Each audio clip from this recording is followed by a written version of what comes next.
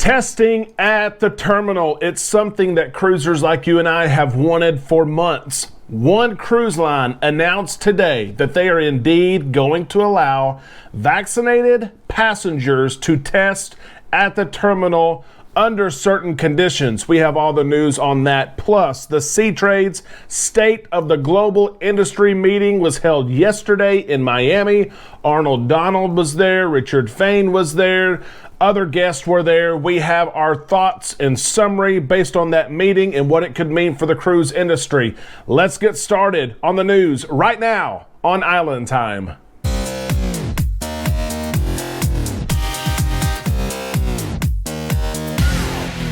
A big happy Tuesday to all you Islanders. I hope you're having a great day. This is Island Time, and I am your host, Derek. We have the cruise news for you today. You know that. Let's get right into it, as there is all kinds of news today in a huge announcement from Royal Caribbean. No one really saw this coming, but it is here. Testing at the terminal. All of us have wanted this. It would make things so much easier, especially since the CDC recently changed the guidance from testing 3 days before embarkation to testing 2 days before embarkation. It's made it tough. A lot of us have gone to at-home tests that are administered via telemed. Some of us are still using CVS and Walgreens, but Royal Caribbean gives its guests another option. Here's the news. It's going to be called the Boarding Day Test Program, and it can be used by vaccinated passengers who are sailing Royal Caribbean under certain circumstances. The Boarding Day Test Program is a last resort for vaccinated guests who have had trouble securing COVID tests locally where they live, in airports that they travel through on their way to their cruise. But it's going to allow testing prior to them sailing. Royal Caribbean advised guests against using this option only as a last resort. They said if you simply can't find a pre-cruise test where you live or an airport that you're traveling through, and you could not find a test that could be secured in that 2-day window, then you can use this new boarding day test program at the terminal. How awesome is that? They're not going to be able to accommodate thousands of people, but it's good for those people who live in small communities, rural areas where it's hard to get a test. There are people out there like that. Some of you Islanders, you've shared comments on videos, comments on Facebook, trying to get help to get a test. Maybe this will help for you. Cruise lines in the United States, of course, had to move from the 3-day to the 2-day window. It's been tough, and hopefully this will help with that. Now, here's what's interesting. Royal Caribbean's decision, which was kind of off the radar, like I mentioned, it's preceded by Carnival. Carnival had a big announcement that they were looking at doing this. They were hoping they would have this in place relatively soon. And then they came out a couple of weeks ago and they said, no, we're going to scratch that. We're actually not going to do that, saying that the logistics made the operations too complex. And so they kind of scratched the plan on that. And there were a lot of people who cruise Carnival, a lot of you Islanders, including myself, that were excited about this. And then we were kind of let down. Could this kind of strike that match again? We know in business that anytime a competitor has an advantage over you, this would be an advantage. This could be something that a cruiser who lives in a Royal community could make their decision. Do I travel Carnival or do I travel Royal Caribbean? And they are nervous about securing their test 2 days before embarkation, so they go ahead and cruise with Royal, and they plan to test right there at the terminal. So Carnival may, I hope, come back, reconsider, and maybe they can use this testing. After all, Carnival already has testing capabilities for unvaccinated passengers at the terminal.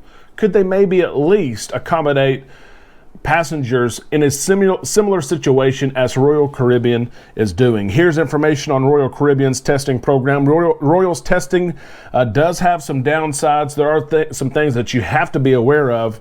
You need to secure your reservation 24 hours in advance of your embarkation day and schedule your test 30 minutes before your assigned boarding time. So your test is going to take place right before you board.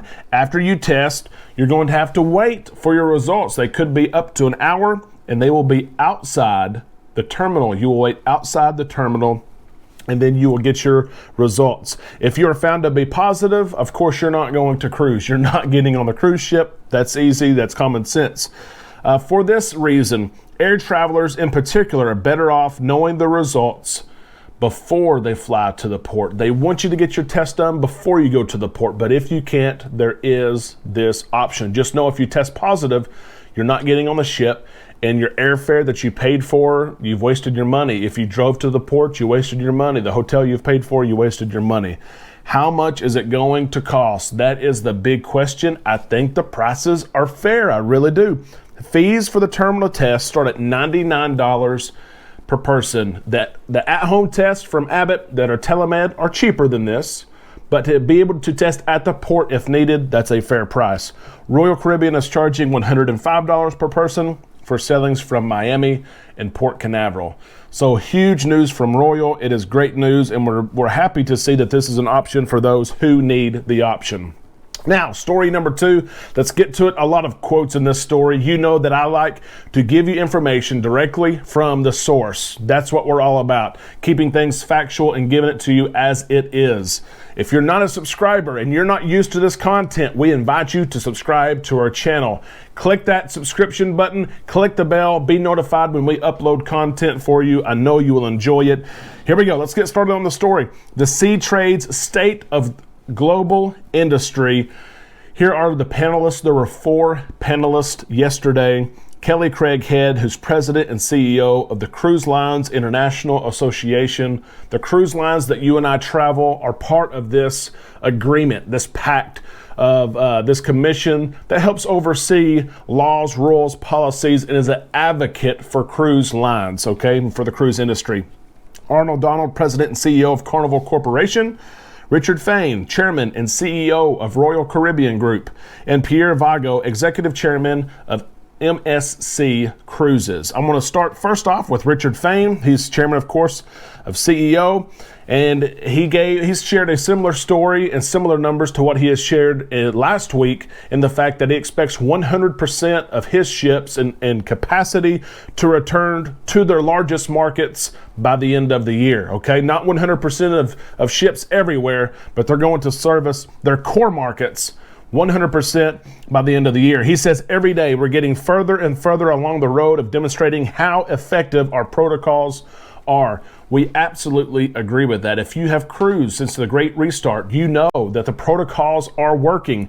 Richard Fain just shared, you heard me say this a couple of days ago, but I have to say it again because it is an incredible statistic. Richard Fain said that we've carried over 500,000 guests, 500,000 guests on Royal Caribbean, and only have 41 cases among those 500,000. The protocols work. They really do. He's also said our guest satisfaction level is amazing. We all assumed the rebound would be fueled by experienced cruisers like you and I, but he actually had a whole segment where he talked about new cruisers and how people who had never cruised before were cruising because they could not go to all-inclusive resorts. They could not go to Europe, places that maybe they usually go. So they tried out a cruise, and the numbers, and this is not just Royal Caribbean alone, it's Carnival, it's Celebrity. They've seen a huge increase in the number of new cruisers since the restart in late June and early July. Fain had some comments on competition. Of course, Arnold Donald was sitting right beside him, and I thought this was interesting and wanted to share this. He said, "We have never competed on the basis of safety or security or health. We have a history of working together toward a common goal," and I absolutely agree with that. If you look at the protocols for each cruise line, they're very similar to each other. Cruise lines are working together to help each other, to share data with each other on what works. And it's great to see in a business environment when things are always so competitive, competitors working together for the greater good. That's exactly what has happened, and it's why you and I get to cruise very, very soon. October 21st, for me, that's my next one. We're excited about that. Richard Fain also had some comments on Virgin Voyages. If you know me, you know that I'm interested in the new Virgin Voyages. The Scarlet Lady is going to sail from Miami. We want to take a cruise on her very, very soon.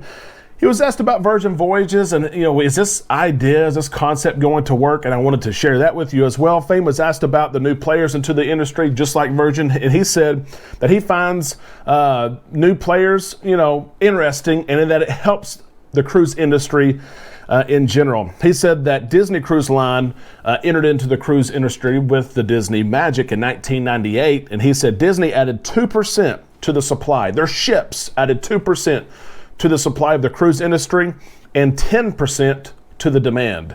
He added that it's important that the industry gets out the message that it's an amazing vacation. So he sees it as a positive thing when new cruise lines like Virgin Voyages enter the industry, because they can't build, and Arnold Donald pointed this out, they can't build 100 ships and enter the industry. They can only build a few at a time, but it always helps the industry. Fain and Donald agreed with that. Here's some thoughts from Donald here.